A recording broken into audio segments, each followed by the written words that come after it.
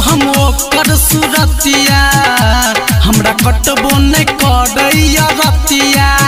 जब से देखलो हम ओकर सुरतिया हमरा कटबो नहीं करैया रतिया। याद की हम कही सबटा बात सही हम तो अखिए से नाप लेलिए नाभि के।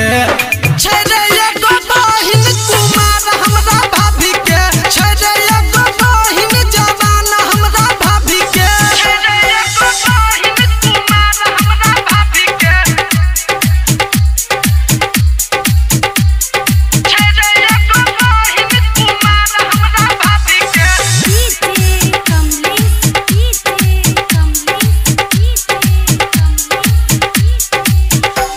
हम रहे छी जागल रे ओकरे ला पागल उ जब से मिले ने छो नहीं नाउ रे। कनिए उ हंसलो करे जबे में धसलो उ दिलबा के अर्थिंग हिला देलको, दिलबा के अर्थिंग हिला देलको। हम रहे छी जागल रे ओकरे ला पागल उ जब से मिले ने छो नहीं नाउ रे। कनिए उ हंसलो करे जबे में धसलो उ दिलबा के अर्थिंग हिला देलको, दिलबा के अर्थिंग हिला देलको। फोटो खींच लेलिए अपना रे फोन में जाके बैस गेलिए हमारे कोन में। फोटो खींच लेलिए अपना रे फोन में जाके बैस गेलिए हमारे कोन में।